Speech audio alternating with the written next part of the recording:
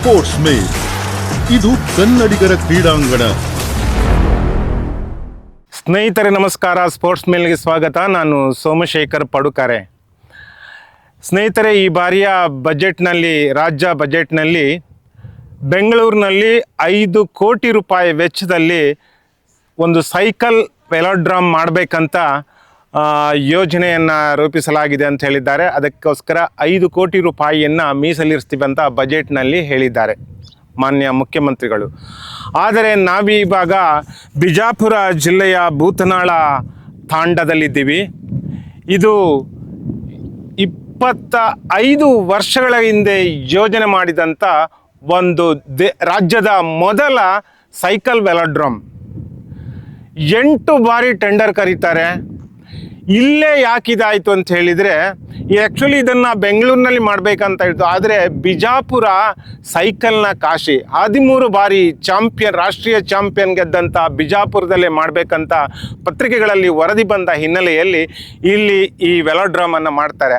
ಆದರೆ ಇದು ಹಲವು ಬಾರಿ 8 ಬಾರಿ ಇದನ್ನು ಟೆಂಡರ್ ಕರೀತಾರೆ. 8 ಬಾರಿಯೂ ಕೂಡ ಅದರ ಕೆಲಸ ಪೂರ್ಣ ಆಗ್ತದೆ. ನೋಡಿ, ಕಳೆದ 25 ವರ್ಷಗಳಿಂದಲೂ ಕಾಮಗಾರಿ ನಿಲ್ಲಿಸುವುದು, ಕಾಮಗಾರಿ ಆರಂಭಿಸುವುದು, ಕಾಮಗಾರಿ ನಿಲ್ಲಿಸುವುದು, ಕಾಮಗಾರಿ ಆರಂಭಿಸುವುದು ಪ್ರಕ್ರಿಯೆ ನಡೀತಾ ಇದೆ. ಇವಾಗ ಗೋಡೆ ಒರೆಸುವ ಕೆಲಸ ನಡೀತಾ ಇದೆ. ಸರ್ಕಾರ ಮಾಡಬೇಕಾಗಿರೋದು ಈ ಕೆಲಸವನ್ನು ಮೊದಲು ಪೂರ್ಣಗೊಳಿಸಿ, ಆನಂತರ ಕೋಟಿ ಕೋಟಿ ರೂಪಾಯಿಗಳನ್ನು ಕ್ರೀಡೆಗೋಸ್ಕರ ಮೀಸಲಿರಿಸಿದ್ದೀವಿ, ಅದಕ್ಕೆ ಒಂದಿಷ್ಟು ಕೋಟಿ, ಬೆಂಗಳೂರಿನ ಹೊರವಲಯದಲ್ಲಿ ಅಂತಾರಾಷ್ಟ್ರೀಯ ಕ್ರೀಡಾ ನಗರವನ್ನು ನಿರ್ಮಾಣ ಮಾಡ್ತೀವಿ ಅಂತ ಕಳೆದ ಒಂದು 25 ವರ್ಷಗಳಿಂದ ಹೇಳ್ತಾನೆ ಬಂದಿದ್ದಾರೆ. ಈ ಬಾರಿಯ ಬಜೆಟ್ನಲ್ಲಿ ಹೇಳ್ತಾ ಇದ್ದಾರೆ. ಆದರೆ ಮಾಡಬೇಕಾಗಿರೋದು ಈ ಕೆಲಸವನ್ನು ಪೂರ್ಣಗೊಳಿಸಬೇಕಾದ ಜವಾಬ್ದಾರಿ ಸರ್ಕಾರದ ಮುಂದಿದೆ. ಹಲವು ಬಾರಿ ಒಂದು 5-6 ಮುಖ್ಯಮಂತ್ರಿಗಳು ಬಂದು ಹೋದರು ಇಲ್ಲಿ. ಆದರೆ ಇದ್ರ ಬಗ್ಗೆ ಇನ್ನೂ ಕೆಲಸ ಕಾಮಗಾರಿ ನಡೀತಾ ಇದೆ. ಇವಾಗ ಗೋಡೆ ಒರೆಸಿ ಪೇಂಟಿಂಗ್ ಮಾಡುವ ಕೆಲಸವನ್ನು ಮಾಡ್ತಾ ಇದ್ದಾರೆ. ನೋಡಿ, ಸರ್ಕಾರ ಯೋಜನೆಗಳನ್ನು ರೂಪಿಸ್ತದೆ, ಅದಕ್ಕೋಸ್ಕರ ಹಣವನ್ನು ಮೀಸಲಿರ್ತದೆ. ಆದರೆ ಆ ಕಾರ್ಯವನ್ನು ಪೂರ್ಣಗೊಳಿಸುವ ಜವಾಬ್ದಾರಿಯನ್ನು ಮರೆತೇ ಬಿಡ್ತದೆ. ಸ್ನೇಹಿತರೆ, ಇವತ್ತು ನಾವು ಈ ಬಿಜಾಪುರದಲ್ಲಿರುವಂಥ ಈ ಸೈಕಲ್ ವೆಲೋಡ್ರಮ್, ಈ ರಾಜ್ಯದ ಮೊದಲ ಸೈಕಲ್ ವೆಲೋಡ್ರಮ್ನ ಇತಿಹಾಸವನ್ನು ಇಲ್ಲಿಯ ಜನರಲ್ಲಿ ಕೇಳಿ ಬರೋಣ ಬನ್ನಿ. ಸ್ನೇಹಿತರೆ ನಮಸ್ಕಾರ. ನಾವಿವಾಗ ಭೂತನಾಳ ತಾಂಡದ ರಾಜ್ಯದ ಏಕೈಕ ಸೈಕಲ್ ವೆಲೋಡ್ರಮ್ನಲ್ಲಿದ್ದೀವಿ. ನಮ್ಮ ಜೊತೆ ಕರ್ನಾಟಕ ರಾಜ್ಯ ಸೈಕ್ಲಿಂಗ್ ಅಸೋಸಿಯೇಷನ್ನ ಚೇರ್ಮನ್ ಹಾಗೂ ಬಿಜಾಪುರ ಜಿಲ್ಲಾ ಸೈಕ್ಲಿಂಗ್ ಅಸೋಸಿಯೇಷನ್ನ ಅಧ್ಯಕ್ಷರು ಹಾಗೂ ಮಾಜಿ ಸೈಕ್ಲಿಸ್ಟ್ ರಾಜು ಬಿರದಾರ್ ಸರ್ ಇದ್ದಾರೆ. ಸರ್ ನಮಸ್ತೆ. ನಮಸ್ಕಾರ ಸರ್, ನಮಗೆ ಇದ್ರ ಬಗ್ಗೆ ಸ್ವಲ್ಪ ಮಾಹಿತಿ ಬೇಕಾಗಿದೆ. ಯಾಕಂತ ಹೇಳಿದರೆ, ರಾಜ್ಯ ಸರ್ಕಾರ ಬಜೆಟ್ನಲ್ಲಿ ಬೆಂಗಳೂರಿನಲ್ಲಿ ಮತ್ತೊಂದು ಸೈಕಲ್ ವೆಲೋಡ್ರಮ್ ಮಾಡಲಿಕ್ಕೆ ಹೊರಟಿದೆ. ಸೊ ಇದನ್ನು ಅವರ ಆ ಮಾತು ಕೇಳಿ ನಮಗೆ ಖುಷಿಯಾಗಿದೆ. ಆದರೆ ಅದೇ ರೀತಿಯಲ್ಲಿ ಈ ಸೈಕಲ್ ವೆಲೋಡ್ರಮ್ ಎಷ್ಟು ವರ್ಷಗಳಿಂದ ಸರ್ ನೆನೆಗುದಿಗೆ ಬಿದ್ದಿದೆ? ಸರ್, ಈ ಸೈಕ್ಲಿಂಗ್ ವೆಲೋಡ್ರಮ್ ಬಗ್ಗೆ ಹೇಳಬೇಕಂದ್ರೆ ಬಹಳಷ್ಟು ಇತಿಹಾಸ ಇದೆ. ಯಾಕಂದರೆ ಇದು ಸುಮಾರು ನಮ್ಮ ಕನಸು ಒಂದು 30 ವರ್ಷದ ಕನಸಿದೆ. ಹಾಂ ಸರ್. ಆದರೂ ಇನ್ನೂ ನನಸಾಗ್ಲಿಕ್ಕೆ ಇರಲಿಲ್ಲ. ನಾನು ಸೈಕ್ಲಿಂಗ್ ರಾಷ್ಟ್ರ ಮಟ್ಟವರೆಗೆ ಹೋಗಿದ್ದೆ. ನಾವು ರೋಡ್ನಲ್ಲಿ ಅಷ್ಟೇ ಹೋಗ್ತಾ ಇದ್ವಿ. ನಮಗೆ ವೆಲೋಡ್ರಮ್ ಇರಲಿಲ್ಲ. ಆದರೂ ಕೂಡ ನಾವು ಭಾಗವಹಿಸ್ಕೊಂಡು ಬರ್ತಾ ಇದ್ವಿ. 1998ರಲ್ಲಿ ಬಿಜಾಪುರದಲ್ಲಿ ನಮ್ಮದು 4th ರೋಡ್ ಸೈಕ್ಲಿಂಗ್ ಚಾಂಪಿಯನ್ಶಿಪ್ ಆಯಿತು. ಹಾಂ ಸರ್. ಆ ಸಂದರ್ಭದಲ್ಲಿ ನಾವು 18 ಮೆಡಲಲ್ಲಿ 15 ಮೆಡಲನ್ನು ನಮ್ಮ ಕರ್ನಾಟಕದವರು ರೋಡ್ನಲ್ಲಿ ತೊಗೊಂಡ್ವಿ. ಹ್ಞೂ ಸರ್. ಆ ಸಂದರ್ಭದಲ್ಲಿ ಇದ್ದಂಥ DC ಅವರು ಅರವಿಂದ್ ಜನ್ನು ಅಂತ ಹೇಳಿದರು.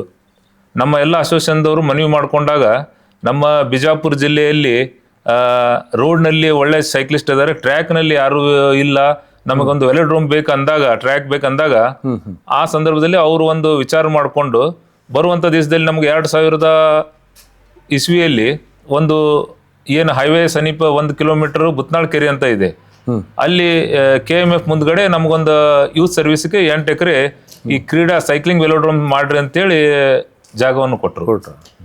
ಅದಾದ ನಂತರ ನಾವು ಒಂದೇನೋ ಸಂತೋಷ ಆಯಿತು, ಒಳ್ಳೇದಾಯಿತು.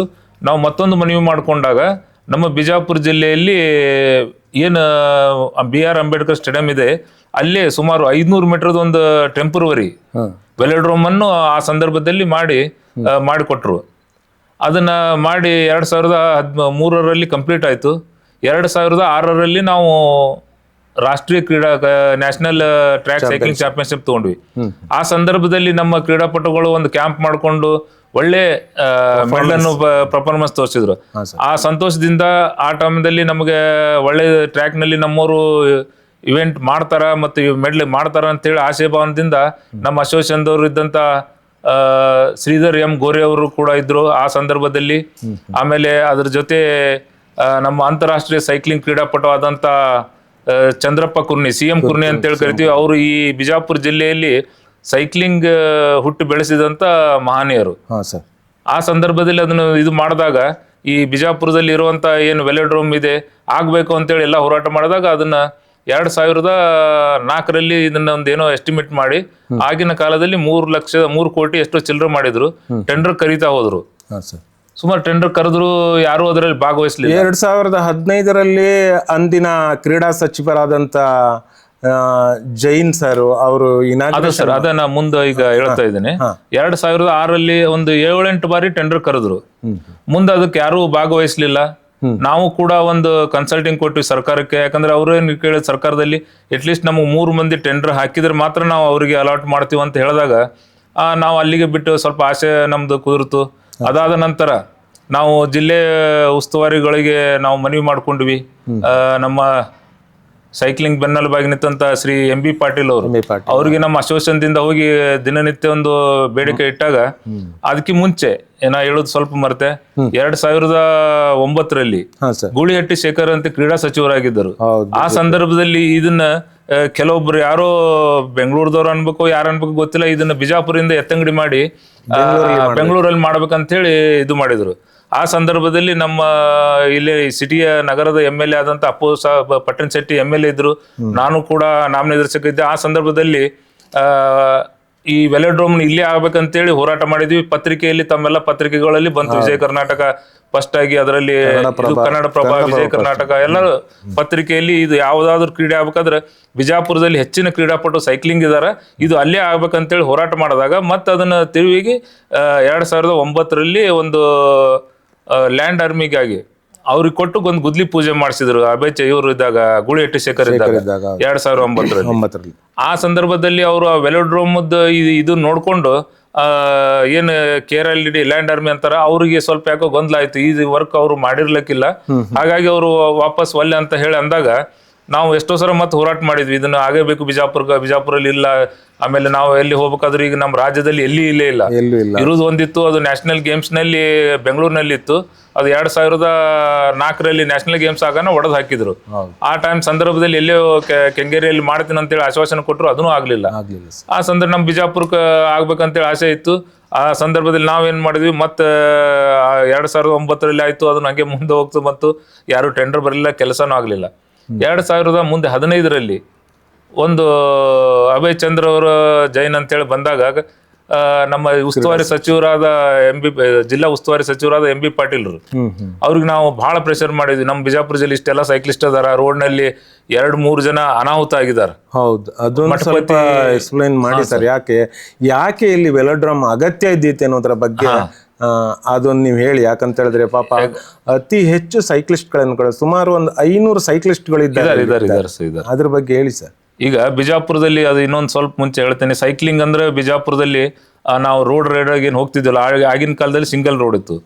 ಈಗ ಒಳ್ಳೆ ರೋಡ್ ಆಗಿದಾವ, ಏನ್ ತೊಂದರೆ ಇಲ್ಲ. ಬಟ್ ಆ ಸಂದರ್ಭದಲ್ಲಿ ರೋಡ್ ನಲ್ಲಿ ನಮ್ಮ ಬಿಜಾಪುರ ಜಿಲ್ಲೆಯಲ್ಲಿ ಹಾಸ್ಟೆಲ್ ನಲ್ಲಿ ಇದ್ದಾಗ ಮತ್ತು ಹೊರಗಿನ 2 ಜೀವವನ್ನು ಕಳ್ಕೊಂಡಿದ್ವಿ ನಾವು, ಒಳ್ಳೆ ಉದ್ಯೋಗ ಸೈಕ್ಲಿಸ್ಟ್ಗಳು. ಆಮೇಲೆ ನ್ಯಾಷನಲ್ ಲೆವೆಲ್ ಇಂಟರ್ನ್ಯಾಷನಲ್ ವರೆಗೆ ಹೋಗುವಂತ, ಯಾಕಂದ್ರೆ ಆ ಒಂದು ಜೀವ ಕಳ್ಕೊಂಡಿದ್ದಕ್ಕೆ ಮರು ವರ್ಷ ನಾವು ಹೇಳ್ಬೇಕಾದ್ರೆ 2 ವರ್ಷ ಬೇಕಾಯ್ತು. ಯಾಕಂದ್ರೆ ಆ ಜೀವ ಹೋಗಿದೆ ಅಂತಂದ್ರೆ ಬೇರೆ ತಂದೆ ತಾಯಿಗಳು ನಮ್ಮ ಹಾಸ್ಟೆಲ್ಗಾಗ್ಲಿ ಅಥವಾ ಸೈಕ್ಲಿಂಗ್ ಕ್ರೀಡೆಗಳಿಗೆ ಸಪೋರ್ಟ್ ಬಿಡ್ತಾ ಇದ್ದಿದ್ದಿಲ್ಲ. ಯಾಕಂದ್ರೆ ಇದು ನಮ್ದು ಸೈಕ್ಲಿಂಗ್ ಗೇಮ್ ಸೆಕ್ಯೂರಿಟಿ ಇರಲಿಲ್ಲ, ಹಾಗೆ ಭಿನ್ನವಾಗಿದ್ದು. ಯಾಕಂದ್ರೆ ಇದಕ್ಕೆ ಸೈಕ್ಲಿಂಗ್ ಮಾಡ್ಬೇಕಾದ್ರೆ ಇದಕ್ಕೆ ಸೈಕಲ್ ಮಿನಿಮಮ್ ಸೈಕಲ್ 25,000 ರೂಪಾಯಿಂದ ಸ್ಟಾರ್ಟ್ ಮಾಡ್ಕೋಬೇಕಾಗ್ತದೆ. ಅದು ದುಡ್ಡು ಇದ್ದವ್ರು ಇರಲ್ಲ, ಬಟ್ ಬಡವರು ಶಕ್ತಿವಂತರು ಇರ್ತಾರ, ಆದ್ರೂ ಎಲ್ಲೇ ಸಾಲ ಸೂಲ ಮಾಡಿಕೊಂಡು ನಮ್ಮವ್ರು ಬರ್ತಿದ್ರು. ಆ ಸಂದರ್ಭದಲ್ಲಿ ಈಗ ರೋಡ್ ಇಲ್ಲ ಅಂತ ಅನ್ನೋದು ನಮ್ಮ ರೋಡ್ ನಲ್ಲಿ ಐತಿ, ಟ್ರ್ಯಾಕ್ ಇಲ್ಲ ಸಂಬಂಧ ಒಂದೇ ಪ್ರಾಬ್ಲಮ್ ಆಗ್ತಿತ್ತು. 2 ಜೀವ ಕಳ್ಕೊಂಡ್ ಕೂಡಲೇ ನಾವು ಒಳ್ಳೆ ಮತ್ತೆ ಅಷ್ಟಾದ್ರೂ ನಮ್ಮಲ್ಲಿ ಯಾರು ಸೈಕ್ಲಿಂಗ್ ಏನ ಕೊರತೆ ಆಗಿಲ್ಲ. ಕ್ರೀಡಾಪಟುಗಳು ಹೆಚ್ಚಾಗಿ ಬಂದಿದ್ದಾರೆ. ಇನ್ನೂವರೆಗೆ ನಾವು ರಾಷ್ಟ್ರ ಹಾಗೂ ಅಂತಾರಾಷ್ಟ್ರೀಯ ಖೇಲೋ ಇಂಡಿಯಾದಲ್ಲಿ ಗೆದ್ದಿದ್ದಾರೆ. ಮೊನ್ನೆ ನಡೆದ ಅಂತ ರಾಷ್ಟ್ರೀಯ ಕ್ರೀಡಾಕೂಟದಲ್ಲಿ ಗೆದ್ದಿದ್ದಾರೆ. ಏಷ್ಯನ್ ಚಾಂಪಿಯನ್ಶಿಪ್ ಗೆ ಕ್ವಾಲಿಫೈ ಆಗಿದ್ದಾರೆ. ಅಲ್ಲಿ ಪದಕ ಕೂಡ ಗೆದ್ದಿದ್ದಾರೆ. ಬಹಳ ಸುಮಾರು ಜನ ಈಗ ಇಂಟರ್ನ್ಯಾಷನಲ್ ಲೆವೆಲ್ ವರೆಗೆ ಹೋಗಿದ್ದಾರೆ. ಹೌದು ಸರ್. ಅದು 2015 ಅಭಯ್ ಚಂದ್ರ ಜೈನ್ ಅವ್ರು ಬಂದಾಗ ನಾವು ಒಂದು ಮನವಿ ಮಾಡ್ಕೊಂಡ್ವಿ, ಸರ್ ನಮ್ದು ಇಷ್ಟೆಲ್ಲ ಇದೆ, ಹಾಸ್ಟೆಲ್ ಇದೆ, ಹುಡುಗರು ಚಿಕ್ಕ ಮಕ್ಕಳ ಹುಡುಗರು ಇದಾರೆ, 14 ವರ್ಷದಿಂದ ನೀವು ಹಾಸ್ಟೆಲ್ ಮಾಡಿದ್ರಿ, ಏನು ನಮ್ಗೆ ಯೂಸ್ ಆಗ್ತಾ ಇಲ್ಲ. ಯಾಕಂದ್ರೆ ಅವ್ರಿಗೆ ರೋಡಿಗೆ ಕರ್ಕೊಂಡೋಗಿ ಪ್ರಾಕ್ಟೀಸ್ ಮಾಡೋದು ಆಗ್ತಾ ಇಲ್ಲ, ಆಕ್ಸಿಡೆಂಟ್ ಆಗ್ತಾವ, ಸೈಕಲ್ ಇದು ಆಗ್ತಾವ, ಪ್ರಾಬ್ಲಮ್ ಅಂತ ಅಂದಾಗ ಅವ್ರು ಇಮಿಡಿಯೇಟ್ಲಿ ಆಗಿ ನಮಗೊಂದು ವೆಲೋಡ್ರೋಮ್ ಮಾಡಬೇಕು ಅಂತ ಇಲ್ಲಿ ಮಾಡಿದಾಗ ಎಂ ಬಿ ಪಾಟೀಲ್ರು ಅವರು, ಆಮೇಲೆ ಎಲ್ಲ ಶಿವಾನಂದ ಪಾಟೀಲ್ರು DCC ಬ್ಯಾಂಕಿನ ಅಧ್ಯಕ್ಷರಾಗಿದ್ರು, ಹಾಗೂ ಅವರು ಬಾಗಲಕೋಟೆ ಜಿಲ್ಲಾ ಉಸ್ತುವಾರಿ ಇದ್ರು. ಅವರೆಲ್ಲ ಸೇರ್ಕೊಂಡು ಒಂದು ಕಮಿಟಿ ಮಾಡಿ ಬಿಜಾಪುರ ಜಿಲ್ಲೆಯಲ್ಲಿ ವೆಲೋಡ್ರೋಮ್ ಆಗ್ಲೇಬೇಕಂದಾಗ ಅಭಯ್ ಚಂದ್ರ ಅವರು ಯಾರ್ದೋ ಒಂದು ಕನ್ಸ್ಟ್ರಕ್ಷನ್, ಮಾರುತಿ ಕನ್ಸ್ಟ್ರಕ್ಷನ್ ಅಂತ ಯಾರೋ ಒಬ್ರು ಕನ್ಸ್ಟ್ರಕ್ಷನ್ ಕರೆದು ಆ ಟೆಂಡರ್ ಮುಖಾಂತರ ಅವ್ರಿಗೆ ವರ್ಕ್ ಸ್ಟಾರ್ಟ್ ಮಾಡ್ಲಕ್ ಕೊಟ್ರು. 2015 ವರ್ಕ್ ಸ್ಟಾರ್ಟ್ ಆಯ್ತು. ಉಸ್ತುವಾರಿ ಸಚಿವರು ಬಂದೆಲ್ಲ ಭೂಮಿ ಪೂಜೆ ಮಾಡಿ ಎಲ್ಲ ಸ್ಟಾರ್ಟ್ ಮಾಡಿದ್ರು. ಅಭಯ್ ಚಂದ್ರ ಅವರು ಮತ್ತೆ ವಿಸಿಟ್ ಮಾಡಿದ್ರು. ಮಧ್ಯದಲ್ಲಿ ಸ್ವಲ್ಪ ವರ್ಕ್ ಡಿಫ್ರೆನ್ಸ್ ಆಗಿತ್ತು. ಅಂದ್ರೆ ಒಂದು ಲೆವೆಲ್ಗೆ ಬಂದಾಗ ನಾವು ಕಾಂಟ್ರಾಕ್ಟರ್ ಹೇಳಿದ್ವಿ. ಆಮೇಲೆ ಅದರ ಜೊತೆಯಲ್ಲಿ ನಮ್ಮ ಯೂತ್ ಸರ್ವಿಸಿನ ಇಂಜಿನಿಯರ್ಗಳಂತ ಹರೀಶ್ ಅಂತಿದ್ರು, ಅವ್ರಿಗೆ ಕೂಡ ನಾವು ಎಷ್ಟೋ ಸಲ ಹೇಳಿದ್ವಿ, ಸ್ವಲ್ಪ ತಪ್ತಾ ಇದ್ದೀರಿ, ನೋಡಿ ಅಂತಂದ್ರೆ ಅವರು ಆಯ್ತು ನೋಡ್ತೀವಿ ಅಂತ ಹೇಳಿದ್ರು. ಮತ್ತೆ ನಾವೊಂದು ಲೆಟರ್ ಕೊಟ್ಟಿವಿ DC. ಆ ಸಂದರ್ಭದಲ್ಲಿ DC ಅವರಿಗೆ ಎಲ್ಲರೂ ಹೇಳಿದ್ವಿ, ಸ್ವಲ್ಪ ವರ್ಕ್ ಫೇಲ್ ಆಗ್ತಾ ಇದೆ ಸರ್ ನೋಡಿ ಅಂತ ಅಂದಾಗ, ಯಾಕಂದ್ರೆ ನಮ್ಗೆ ನೋಡ್ಕೊಳಿಕ್ಕೆ ಹೇಳಿದ್ರಂತೇಳಿ ನಾವು ಇನ್ವಾಲ್ವ್ ಆಗಿ ಸರ್ಕಾರಕ್ಕೆ ಮನವಿ. ಇಲ್ಲಿ ಈ ವೆಲೋಡ್ರಾಮ್ಗಳು ಮಾಡಿದಂತ ಅಥವಾ ಕೆಲಸ ನೋಡಿದಂತ ಅನುಭವಿಗಳಿಲ್ಲ. ಇಲ್ಲ. ಆಮೇಲೆ ಅದಾದ ನಂತರ ವರ್ಕ್ ಅಲ್ಲಿಗೆ ನಾವು ಹೇಳಿದಾಗ ಸ್ವಲ್ಪ ಹಾಫ್ ವೇರ್ ಇವ್ರು ಸ್ಲ್ಯಾಬ್ ಎಲ್ಲ ಕಾಂಕ್ರೀಟಿಂಗ್ ಮಾಡ್ಕೊಂಡ್ಬಿಟ್ರು. ಕಾಂಕ್ರೀಟ್ ಮಾಡ್ಕೊಂಡಾಗ ಅವ್ರಿಗೆ ಗೊತ್ತಾಯ್ತು ಅವಾಗ ಇದು ತಪ್ತಾ ಇದೆ ಅಂತೇಳಿ. ಹರೀಶ್ ಅವ್ರಂದ್ರು ಇಲ್ಲ ನಾವು ಫಿನಿಶಿಂಗ್ ನಲ್ಲಿ ಮಾಡ್ಕೋತೀವಿ, ಅದು ಮಾಡ್ತೀವಿ ಇದು ಮಾಡ್ತೀವಿ ಅಂತೇಳಿ ಅವ್ರಿಗೆ ವರ್ಕ್ ಪಾಪ ಕಾಂಟ್ರಾಕ್ಟರ್ ಮೇಲೆ ಹಾಕಿ ಸ್ಟಾರ್ಟ್ ಮಾಡಿಸಿದ್ರು. ಅದು ಅವ್ರ ಕಾಂಟ್ರಾಕ್ಟರ್ದು ತಪ್ಪ ಅಂತ ನಾವು ಹೇಳಕ್ಕಲ್ಲ, ಯಾಕಂದ್ರೆ ಅವ್ರಿಗೆ ವರ್ಕ್ ಬಗ್ಗೆ ಏನೋ ಈ ವರ್ಕ್ ಮಾಡಿದ ನಾಲೆಜ್ ಇಲ್ಲ. ಬೇರೆ ಸುಮಾರು ವರ್ಕ್ ಮಾಡಿದಾರೆ. ಬಟ್ ಇದು ವೆಲೋಡ್ರೋಮ್ ಹೆಂಗಿದೆ ಅಂದ್ರೆ ಒಂದ್ ಕಡೆಯಿಂದ 0 ಡಿಗ್ರಿ ಸ್ಟಾರ್ಟ್ ಆಗಿ ಎಂಡ್ ವರೆಗೆ ಹೋಗ್ಬೇಕಾದ್ರೆ ಸ್ಟಾರ್ಟಿಂಗ್ ಪಾಯಿಂಟ್ ನಲ್ಲಿ 6 ಡಿಗ್ರಿ ಇರ್ತದೆ. ಅದು ಹಂಗೆ ಹೆಂಗ್ ನಾವು ಕರ್ವ್ ಹೋಗ್ತದೆ, 7 ಕರ್ವ್ ನಲ್ಲಿ ಹೋದಂಗೆ ಇನ್ಕ್ರೀಸ್ ಹಾಕೋತ್ ಹೋಗ್ಬೇಕು. ಕೆಳಗಿಂದ 0ದಿಂದ ಬರ್ತದೆ 36 ವರೆಗೆ ಎಂಡಿಗೆ ಮಿಡ್ಲ್ ಒಂದು 100 ಮೀಟರ್ ವರೆಗೆ ಬಂದಾಗ ಅದು 36 ಡಿಗ್ರಿ ಇರ್ಬೇಕಂತೇಳಿ ಅದ್ರದ್ದು ಸ್ಪೆಸಿಫಿಕ್ ಆಗಿ ಅದ್ರದ್ದು ವೆಲೋಡ್ರೋಮ್ದು ಇದು ಇದೆ. ಆ ತರ ಅವ್ರಿಗೆ ಅದು ಆಗ್ಲಿಲ್ಲ. ಆಮೇಲೆ ಅದು 2000 ಅವ್ರಿಗೆ ಏನು 2 ವರ್ಷ ಕಾಲಾವಧಿ ಕೊಟ್ಟಿದ್ರು, ಅದು ಆಗ್ಲಿಲ್ಲ. ಮುಂದೆ 2019 ಹಂಗೆ ಹೋಯ್ತು. ಮುಂದೆ 19ರಲ್ಲಿ ಇದು ಕೋವಿಡ್ ಅದು ಇದಾಗಿ ಅವೆಲ್ಲ 2 ವರ್ಷ ಕೆಲಸ ನೆನಗುದಿ ಬಿತ್ತು. ಬಂದಂತ ಸಂದರ್ಭದಲ್ಲಿ ಯಾರು ಈ ಸ್ಪೋರ್ಟ್ಸ್ ಆಗ್ಲಿ ಏನಾಗ್ಲಿ ಆಕ್ಟಿವ್ ಇಲ್ಲ. ಅವಾಗ ಗೊತ್ತಾಯ್ತು ಸೈಕ್ಲಿಂಗ್ ಸ್ಪೋರ್ಟ್ಸ್ ಕೋವಿಡ್ ಆದ ತಕ್ಷಣ ಎಲ್ಲರೂ ಸ್ವಲ್ಪ ಅವೇರ್ನೆಸ್, ಮಾರ್ಕೆಟಿಂಗ್ ಸೈಕಲ್ ಏನ್ ಬಂತು ಅವಾಗೆಲ್ಲ ಸೈಕಲ್ ಅಸೋಸಿಯೇಷನ್ ಅವು ಇವೆಲ್ಲ ಹುಟ್ಟಿದ್ವು. ಮತ್ ಹೊಸದಾಗಿ ಎಲ್ಲಾ ಕಡೆನೂ ಸೈಕಲ್ ಅವೇರ್ನೆಸ್ ಬಂತು, ಜೀವ ಬಂತು. ಬಂದಾಗ ತಕ್ಷಣ ನಾವು ಮತ್ತೆ ಇಲ್ಲಿ ಬಿಜಾಪುರ್ಗೆ ಪಿ ಸುನಿಲ್ ಕುಮಾರ್ ಅಂತೇಳಿ DC ಅವರು ಬಂದ್ರು. ಅದು ಏನೋ ಒಂದು ಅವರು ಬಂದಿದ್ದು ನಮಗೂ ಬಹಳ ಒಳ್ಳೇದಾಯ್ತು.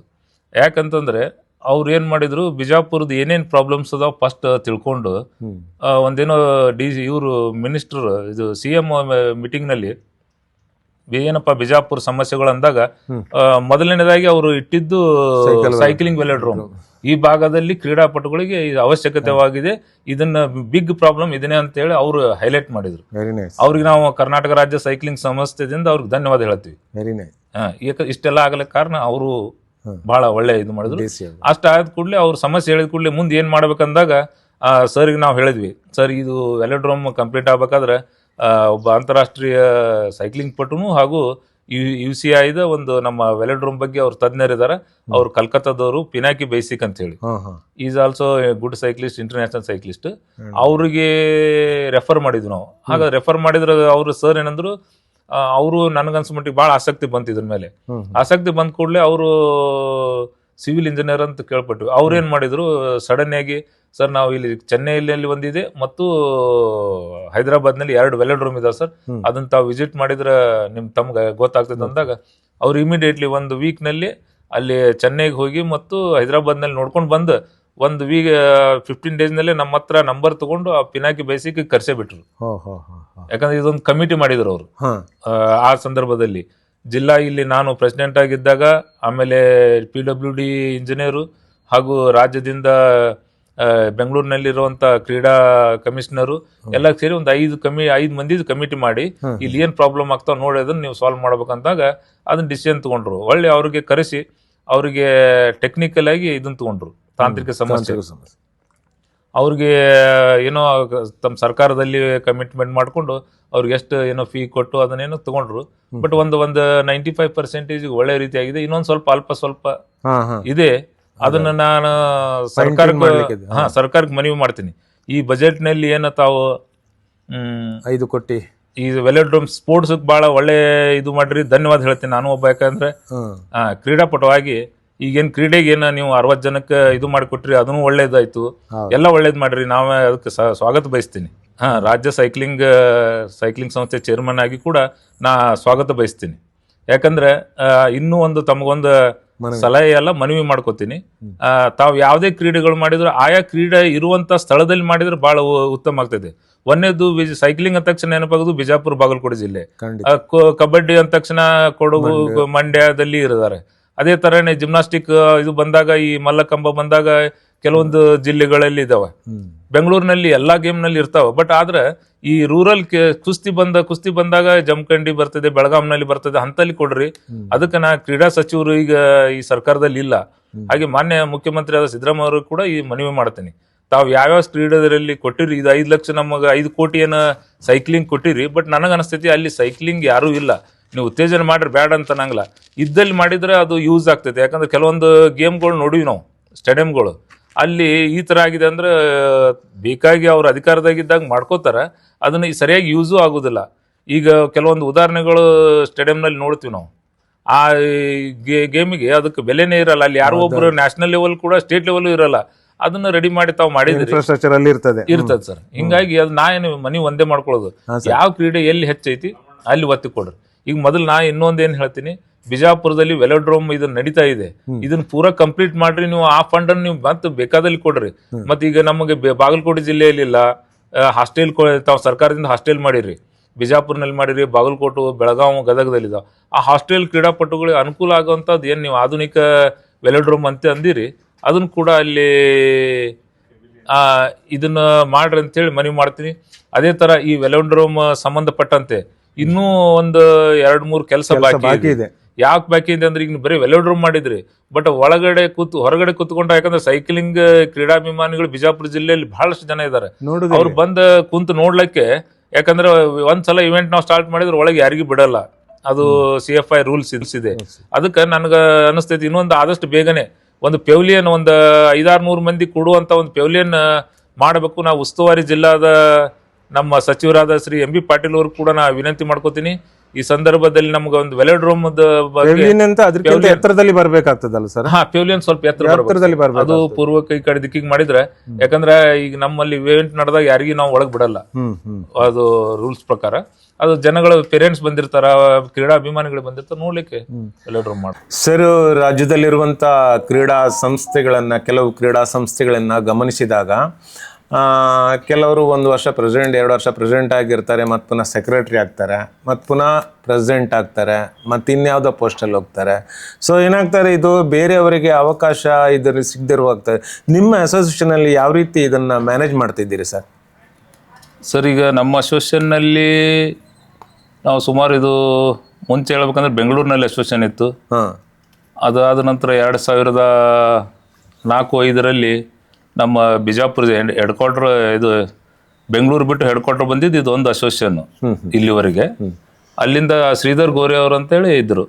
ಅವ್ರು ಮುಂಚೆ 4 ಬಾರಿ ಕಂಟಿನ್ಯೂ ಆಗಿ ಅಧ್ಯಕ್ಷರಾಗಿ ಭಾಳ ನಮ್ಮ ಸೈಕ್ಲಿಂಗ್ ರಾಷ್ಟ್ರದಲ್ಲಿ ಸುಮಾರು ನಾವು ಒಂದು 10 ನ್ಯಾಷನಲ್ ನಡೆಸಿದ್ದೀವಿ. ಯಾಕಂದ್ರೆ ಅದೊಂದು ಹೆಮ್ಮೆ ನಮ್ಗೆ ಅನಿಸ್ತೈತಿ. 28 ರೋಡ್ ನ್ಯಾಷನಲ್ ನಾವು 7 ನಾವೇ ಮಾಡಿದ್ವಿ. ಯಾಕಂದ್ರೆ ಅದರಲ್ಲಿ ನಮ್ಮ ಕ್ರೀಡಾಪಟುಗಳು ಚಾಂಪಿಯನ್ ಆಗ್ತಿದ್ರು, ಅದೊಂದು ಹೆಮ್ಮಸ. ಮತ್ತು ಇಲ್ಲಿ ಕ್ರೀಡಾಭಿಮಾನಿಗಳು ಜಾಸ್ತಿ ಇದ್ರು. ಸೈಕ್ಲಿಂಗ್ ನಮ್ಮ ಮೂಲ ಖನಿಜವಾದಂಥ ಬಿಜಾಪುರ ಹಾಗೂ ಬಾಗಲಕೋಟೆ ಜಿಲ್ಲೆಯ ಜಮಖಂಡಿ ತಾಲೂಕು, ಅಲ್ಲಿ ತವರು ಜಿಲ್ಲೆ 3 ಬಾರಿ ನಾವು ನ್ಯಾಷನಲ್ ಕ್ರೀಡಾಕೂಟವನ್ನು ಮಾಡಿದ್ದೀವಿ ಅಲ್ಲಿ. ಹಾಗಾಗಿ ನಮ್ಮ ಅಸೋಸಿಯೇಷನ್ ಭಾಳ ಒಳ್ಳೆ ಇದರಲ್ಲಿ ಹೋಗ್ತಾ ಇದೆ, ಏನು ನಮ್ಮ ಯಾವುದಿಲ್ಲ. ಬಟ್ ಈಗ ಕೆಲವೊಂದು ನೋಡಿದರೆ ರೂಲ್ಸ್ ಮಾಡಿದ್ದಾರೆ. ಈಗೇನು ಒಲಿಂಪಿಕ್ ಅಸೋಸಿಯೇಷನ್ ರಾಷ್ಟ್ರೀಯ ಇದಿದೆ, PT ಉಷಾ ಅವರ ನಂತರ ಬಂದ ತಕ್ಷಣ ಅವ್ರೊಂದು ಏನೋ ಮಾಡಿದಾರಂತ. ನಮ್ಮಲ್ಲಿ ಇನ್ನೂ ಅದೇನೋ ಇಂಪ್ಲಿಮೆಂಟ್ ಆಗಿಲ್ಲ, ಇನ್ನು ಮುಂದೆ ಆಗ್ಬಹುದು. ಯಾಕಂತಂದ್ರೆ ಒಂದು ಕ್ರೀಡೆ, ಯಾವುದೇ ಕ್ರೀಡೆಯಲ್ಲಿ ಕ್ರೀಡಾಪಟುಗಳು ಆ ಅಸೋಸಿಯೇಷನ್ ನಲ್ಲಿ 50% ಹಿಂಗೇನೋ ಒಂದು ಅಂದ್ರೆ ಕ್ರೀಡಾಪಟುಗಳೇ ಇರಬೇಕು ಅಂತೇಳಿ ಅವರೊಂದು ಕಾನೂನೇನೋ ತಂದಿದ್ದಾರೆ. ಆಮೇಲೆ ಅದ್ರ ಜೊತೆಯಲ್ಲಿ ಪ್ರೆಸಿಡೆಂಟ್ 2 ವರ್ಷ, ಸೆಕ್ರೆಟರಿ 1 ಪೀರಿಯಡ್, ಹಿಂಗೇನೋ ಒಂದೇನೋ ಕಾನೂನು ಮಾಡಿದಾರಂತ. ನಮ್ಮಲ್ಲಿ ಇಂಪ್ಲಿಮೆಂಟ್ ಆಗಿಲ್ಲ.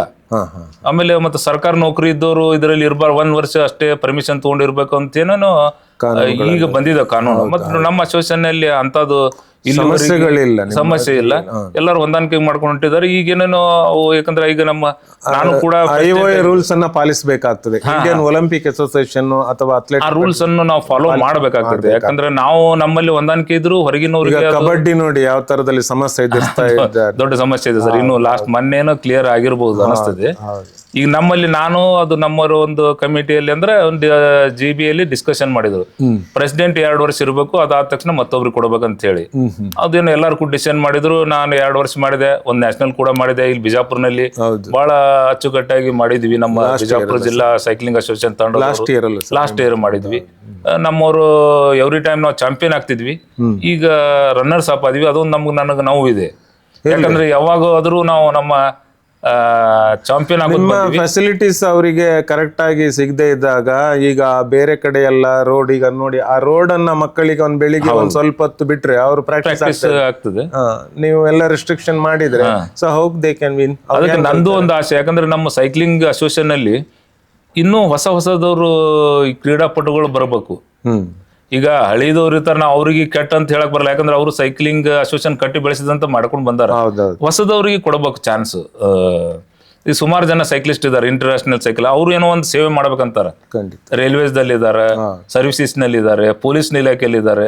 ಅವ್ರ ಜವಾಬ್, ಯಾಕಂದ್ರೆ ಅವರು ಈ ಸೈಕ್ಲಿಂಗ್ ದಿಂದಾನೆ ಅನ್ನ ತಿಂತಾ ಇದಾರೆ. ಈಗ ಏನೋ ಮಾಡ್ಬೇಕಂತ ಆಸೆ ಇದೆ. ಕ್ಲಬ್ಗಳಿವೆ ಸರ್, ಸೈಕ್ಲಿಂಗ್ ಕ್ಲಬ್ಗಳು ಎಷ್ಟಿರ್ಬೋದು ಸರ್? ಈಗ ಬಿಜಾಪುರ, ಬಾಗಲಕೋಟೆ ಹೀಗೆಲ್ಲ ಸೇರ್ಸ್ಕೊಂಡು ಕ್ಲಬ್ ಸಪರೇಟ್ ಆಗಿ ತಮ್ಮ ಉತ್ತೇಜನ ಸಂಬಂಧ ಮಾಡ್ಕೊಂಡ್ರಿ. VCG ಅಂತೇಳಿ ಬಿಜಾಪುರ್ನಲ್ಲಿ ಇದೆ, ಒಳ್ಳೆ ಕ್ಲಬ್ ಅಂತ ಏನಿಲ್ಲ, ಅವರೊಂದು ಸಂಘಟನೆ. ನಮ್ಮ ಮಿತ್ರರಾದ ಮಾಂತೇಶ್ ಬಿರಾದರ್ ಅವರು ಬಹಳ ಒಳ್ಳೆ ಇದು ಮಾಡ್ತಾ ಇದ್ದಾರೆ. ಸಂಘಟನೆ ಅಂದ್ರೆ ಸ್ಪೋರ್ಟ್ಸ್ ಗೆ ಬೆಲೆ ಕೊಡ್ತಾ ಇದ್ದಾರೆ, ಮತ್ತೆ ಹೆಲ್ತ್ ಅವ್ರು ಮಾಡೋದು ಸೋಷಿಯಲ್ ಮೀಡಿಯಾ. ಮತ್ತೆ ಅವ್ರು ಮಾಡೋದು ಅವೇರ್ನೆಸ್, ಹೆಲ್ತ್ ಅವೇರ್ನೆಸ್.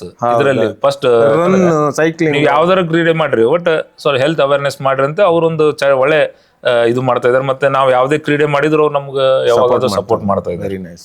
ಆಮೇಲೆ ಅದೇ ತರ ಬೇರೆ ಬೇರೆ ಜಿಲ್ಲೆಯಲ್ಲಿ ಇದಾವೆ ಸರ್. ನಮ್ಮೊಂದಿಗೆ ಮಾತಾಡೋದಕ್ಕೆ ತುಂಬ ಧನ್ಯವಾದಗಳು ಸರ್. Thank you sir. ತಮಗೂ ಧನ್ಯವಾದಗಳು. ತಾವು ಏನು ಈ ಥರ ಯೂಟ್ಯೂಬ್ನಲ್ಲಿ ಏನು ನಮ್ಮ ಸೈಕ್ಲಿಂಗ್ ಬಗ್ಗೆ ನೀವೇನು ಕೊಡ್ತೀರಿ, ನಾ ಕರ್ನಾಟಕ ರಾಜ್ಯ ಸೈಕ್ಲಿಂಗ್ ಚೇರ್ಮನ್ ಆಗಿ ಹಾಗೂ ಜಿಲ್ಲಾ ಸೈಕ್ಲಿಂಗ್ ಸಂಸ್ಥೆ ಅಧ್ಯಕ್ಷನಾಗಿ ನಾನು ನಿಮಗೆ ಧನ್ಯವಾದ ಹೇಳ್ತೀನಿ. ತಾವು ಇನ್ನೂ ಥರ ಹೆಚ್ಚಿಗಾಗಿ ನಮ್ಮ ಈ ಕ್ರೀಡೆಗಳನ್ನು ಬೆಳೆಸಿ ಜನರವರಿಗೆ ಮುಟ್ಟಿಸ್ತೀರಿ ಅಂತೇಳಿ ನನ್ನ ಆಶಾಭಾವನೆಯಿಂದ ನಾನು ಹೇಳೋದಕ್ಕೆ ಇಷ್ಟಪಡ್ತೀನಿ. Thank you sir. ನಮಸ್ಕಾರ.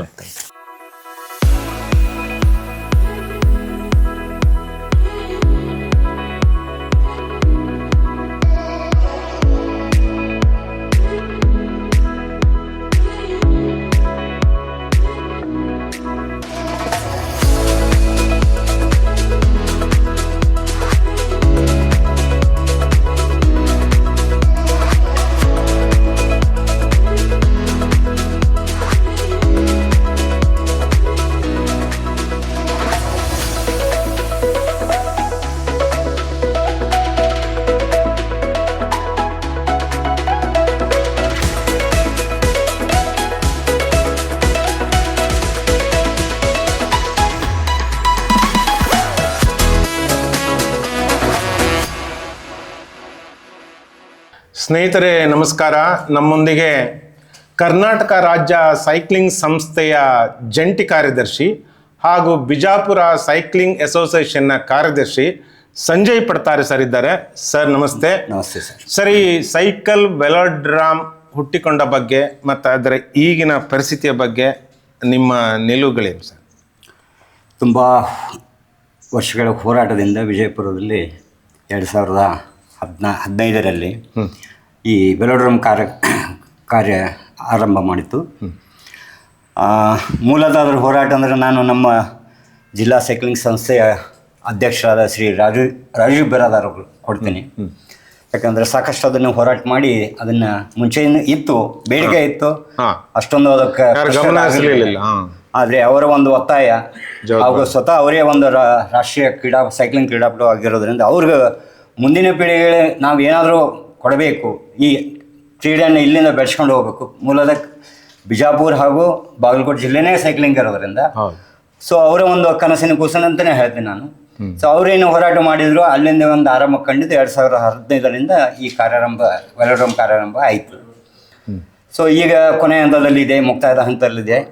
ಕೇವಲ ಪೇಂಟಿಂಗ್ ಅಷ್ಟು ಮಾಡ್ತಾ ಇದ್ದಾರೆ. ಅದಾದ ನಂತರ ತಾಂತ್ರಿಕವಾಗಿ ಅದು ಪರೀಕ್ಷೆ ಪಡಿಬೇಕು, ಆಮೇಲೆ ಅದು ಉಪಯೋಗಕ್ಕೆ ನಮಗೆ ಅನುಕೂಲ ಮಾಡಿ. ಸೈಕ್ಲಿಂಗ್ ಫೆಡರೇಷನ್ ಆಫ್ ಇಂಡಿಯಾದ ಅದು ತಾಂತ್ರಿಕವಾಗಿ ಈಗ ಇಲ್ಲಿ ಒಂದು ಎಷ್ಟು ಮಕ್ಕಳು ಸರ್ ಸೈಕಲಲ್ಲಿ ಇನ್ವಾಲ್ವ್ ಆಗಿರ್ಬೋದು ಸರ್? ಈಗ ಬಿಜಾಪುರ, ಬಾಗಲಕೋಟೆ ಆ ಥರ ನೋಡಿದಾಗ ಬೀದರ್ ಒಂದು ಅಂದಾಜು ಸರ್? ಸುಮಾರು ನಾವು ಹೇಳ್ಬೋದು 500 ಮೇಲ್ಪಟ್ಟನೆ ಅಂತ ಅನ್ಬೋದು. ಈಗ ಹೌದಾ? ದಿನನಿತ್ಯ ಇವಾಗಾದ್ರೂ ಮಾಡ್ತಿದ್ದಾರೆ ಸರ್. ಹೆಚ್ಚಿನ ಇರೋದ್ರಿಂದ ರೋಡ್ ಸೈಕ್ಲಿಂಗ್ನಲ್ಲಿನೇ. ಸೊ ಇದು ಒಂದು ವೆಲೋಡ್ರಮ್ ನಮ್ಮಲ್ಲಿ ಏನಾದರೂ ಆದರೆ ಇದು ಇನ್ನೊಂದು ಅಡಿಷನ್ ಆಗುತ್ತೆ ನಮ್ಮ ಮೆಡಲ್ಸ್ ಟ್ಯಾಲಿಗೆ. ಸೊ ಈ ಥರ ನಮ್ಮ ಸೈಕ್ಲಿಂಗ್ ಇನ್ನೂ ಹೆಚ್ಚಿನ ಇದಕ್ಕೆ ನಾವು ಉನ್ನತ ಮಟ್ಟಕ್ಕೆ ಬೆಳೆಸ್ಬೋದು ಅಂತ ಅನಿಸಿಕೆ. ಇದರಲ್ಲಿ ಜಾಬ್ ಆಪರ್ಚುನಿಟೀಸ್ ಎಲ್ಲ ಹೇಗಿದೆ ಸರ್? ಜಾಬ್ ಆಪರ್ಚುನಿಟೀಸ್ ಸಾಕಷ್ಟಿದೆ. ಸೊ ಏನು ಯಾವ ಪೇರೆಂಟ್ಸು ಕೂಡ ಏನು ಹಿಂಜರಿಬೇಕಾಗಿಲ್ಲ. ಕೇವಲ ಹಿಂಜರಿಬೇಕಾಗಿದ್ದು ಕೇವಲ ಸೈಕ್ಲಿಂಗ್ ಇದೆ, ಅದಕ್ಕೋಸ್ಕರ ಅವ್ರು ಹಿಂಜರಿಬಹುದು. ಆದರೆ ಒಂದೊಮ್ಮೆ ಅವ್ರು ಏನಾದರೂ ಸಿನ್ಸಿಯರ್ ಆಗಿ ಸೈಕ್ಲಿಂಗ್ ಮಾಡಿದೇ ಆದರೂ ರಾಷ್ಟ್ರಮಟ್ಟಕ್ಕೆ ರೆಪ್ರೆಸೆಂಟೇಷನ್ ಸಿಗುತ್ತೆ. ತುಂಬಾ ಜನ ನೌಕರಿ ಘಟಿಸ್ಕೋತಾರೆ. ಎರವಲು ಪಡೆದ ಸೈಕಲ್ನಲ್ಲಿ ಮೆಡಲ್ ಗೆದ್ದವರು ಇದ್ದಾರೆ ಈ ಜಿಲ್ಲೆಯಲ್ಲಿ. ಹೌದು ಸರ್. ಅವರಿಗೆಲ್ಲ ಒಂದು ಸಮರ್ಪಕವಾದಂಥ ಸ್ಪರ್ಧೆಗೆ ಅನುಕೂಲವಾದಂಥ ಸೈಕಲನ್ನು ಒದಗಿಸುವಲ್ಲಿ ರಾಜ್ಯ ಸೈಕ್ಲಿಂಗ್ ಸಂಸ್ಥೆ ಏನಾದರೂ ಸರ್ಕಾರಕ್ಕೆ ಮನವಿ ಅಥವಾ ತನ್ನದೇ ಆದಂಥ ಯೋಜನೆಗಳನ್ನು ರೂಪಿಸಿಕೊಂಡದಿದೆಯಾ? ಮುಖ್ಯ ಯೋಜನೆ ಇದೆ, ವೆಲೋಡ್ರಮ್ ಇತ್ತು ಸರ್. ಸೊ ಈಗ ನಾವು ಮುಂದೆ ಆ ನಿಟ್ಟಿನಲ್ಲಿ ಗಮನ ಹರಿಸಬೇಕಾಗುತ್ತೆ. ಈಗ ಕ್ರೀಡಾ ಇಲಾಖೆ ಈ ನಿಟ್ಟಿನಲ್ಲಿ ಯಾವ ರೀತಿಯಲ್ಲಿ ತಮಗೆ ಪ್ರೋತ್ಸಾಹ ನೀಡಿದೆ ಅಂತ ಹೇಳಿದರೆ, ನಾನೇ ನೋಡಿದ ಹಾಗೆ ಎಷ್ಟೋ ಸಲ ಬಾಗಲಕೋಟೆ, ಬಿಜಾಪುರ ಸೈಕ್ಲಿಸ್ಟ್ಗಳು ಕಚೇರಿಗೆ ಬಂದು ನೋವನ್ನು ತೋಡಿಕೊಂಡಾಗ ಕ್ರೀಡಾ ಇಲಾಖೆ ಅವರಿಗೆ ಸೈಕಲನ್ನು ಒದಗಿಸಿದೆ. ಸರ್ ಹಾಸ್ಟೆಲ್ ಮುಖಾಂತರ ಅವ್ರಿಗೆ ಒದಗಿಸ್ತಾ ಇದ್ದಾರೆ, ಒಂದು ವ್ಯವಸ್ಥೆ ಇದೆ. ಸೊ ಹಾಸ್ಟೆಲ್ನಲ್ಲಿ ಇದ್ಕೊಂಡು ಮಕ್ಕಳಲ್ಲಿ ಪಡಿತಾ ಇದ್ದಾರೆ, ನೋ ಡೌಟ್ ಪಡಿತಾ ಇದ್ದಾರೆ. ಸ್ವತಃ ನನ್ನ ಮಗಳೇ ಹಾಸ್ಟೆಲಲ್ಲಿ ಓದ್ತಿದ್ದಾಳೆ. ಸೊ ನಾನೇ ಅವರಿಗೆ ಆ ವಿಷಯನಲ್ಲಿ ನನಗೇನು ಭಾಳ ಖುಷಿ, ಭಾಳ ಖುಷಿ. ಓಕೆ, ಈ ಒಂದು ಒಳ್ಳೆ ಮಹತ್ವದ ಕಾರ್ಯ. ಯಾಕಂತ ಹೇಳಿದ್ರೆ ರಾಜ್ಯದಲ್ಲಿ ಈ ರೀತಿಯ ಸೈಕಲ್ ವೆಲೋಡ್ರಾಮ್ ಅಥವಾ ಸೈಕಲ್ ವೆಲೋಡ್ರಾಮೇ ಇಲ್ಲ, ರಾಜ್ಯದಲ್ಲಿ ಎಲ್ಲೂ ಇಲ್ಲ. ಇದಕ್ಕೆಲ್ಲ ಮಕ್ಕಳು ಕಾರಣರಾಗ್ತಾರೆ, ಸೈಕ್ಲಿಸ್ಟ್ಗಳೇ ಕಾರಣರಾಗ್ತಾರೆ. ಸೊ ನಿಮ್ಮ ಮುಂದಿನ ಯೋಜನೆಗಳು ಯಶಸ್ವಿಯಾಗಲಿ, ನಮ್ಮ ರಾಜ್ಯ ಸೈಕಲ್ ಸಂಸ್ಥೆಗೆ ಇಟ್ಟ ಹೆಜ್ಜೆ ಯಶಸ್ಸು ಕಾಣಲಿ ಅಂತ ಹಾರೈಸ್ತೀನಿ. ನಮಸ್ಕಾರ ಸರ್. ಧನ್ಯವಾದಗಳು ಸರ್. ಧನ್ಯವಾದ.